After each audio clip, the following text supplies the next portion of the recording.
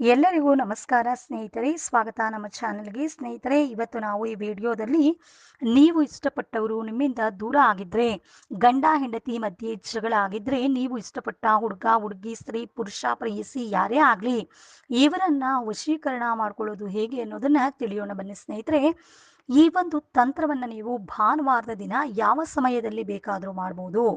ನೀವು ಮೊದಲಿಗೆ ಬೆಳಗ್ಗೆ ಎದ್ದು ಸ್ನಾನ ಪೂಜೆಯನ್ನು ಮುಗಿಸಿ ಕಾಳಿಕಾದೇವಿ ಫೋಟೋಗೆ ನೀವು ಪೂಜೆಯನ್ನು ಮಾಡಿ, ಉತ್ತರ ದಿಕ್ಕಿಗೆ ನೀವು ಮುಖ ಮಾಡಿ ಕುಳಿತುಕೊಂಡು ಪೂಜೆಯನ್ನು ಮಾಡಬೇಕು. ಆನಂತರ ನೀವು ಒಂದು ನಿಂಬೆ ಹಣ್ಣನ್ನು ತೆಗೆದುಕೊಂಡು ಅದನ್ನು ನಿಮ್ಮ ಬಲಗೈಯಲ್ಲಿ ಹಿಡ್ಕೊಂಡು, ನೀವು ಇಷ್ಟಪಟ್ಟ ವ್ಯಕ್ತಿ ನಿಮಗೆ ವಶ ಆಗಲಿ ಅಂತ ನಾವು ಹೇಳಿಕೊಡೋ ಮಂತ್ರವನ್ನು ನೀವು 108 ಬಾರಿ ಜಪ ಮಾಡ್ಕೊಳ್ಬೇಕು. ಮಂತ್ರ ಹೀಗಿದೆ, ಹೇಳ್ತೀನಿ ಕೇಳಿ.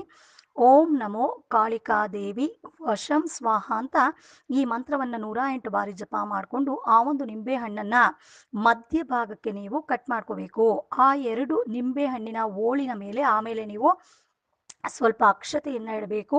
ಆ ಅಕ್ಷತೆ ಮೇಲೆ ಸ್ವಲ್ಪ ಬಿಳಿ ಸಾಸಿವೆಯನ್ನು ಇಡಬೇಕು. ಆನಂತರ ನೀವು 6 ಲವಂಗವನ್ನು ತೆಗೆದುಕೊಂಡು 3 ಲವಂಗವನ್ನು ಒಂದು ಓಳು ನಿಂಬೆಹಣ್ಣಿಗೆ, ಇನ್ನು 3 ಲವಂಗವನ್ನು ಇನ್ನೊಂದು ಓಳು ನಿಂಬೆಹಣ್ಣಿಗೆ ನೀವು ಚುಚ್ಚಬೇಕಾಗತ್ತೆ.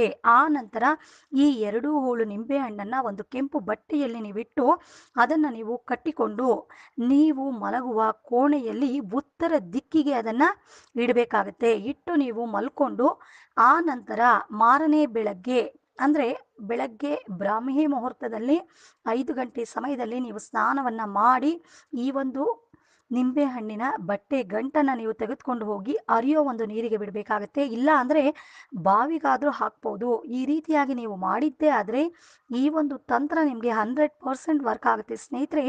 ನೀವಿಷ್ಟಪಟ್ಟವರು ನಿಮ್ಮಂತೆ ಆಗ್ತಾರೆ. ನಿಮ್ಮ ಗಂಡ ಏನಾದ್ರು ಜಗಳ ಆಡ್ತಿದ್ರೆ, ಹೆಂಡತಿ ಏನಾದ್ರು ಜಗಳ ಆಡ್ತಾ ಇದ್ರೆ ಅವರು ನಿಮ್ಮಂತೆ ಆಗ್ತಾರೆ ಸ್ನೇಹಿತರೆ. ಇದು ಖಂಡಿತ.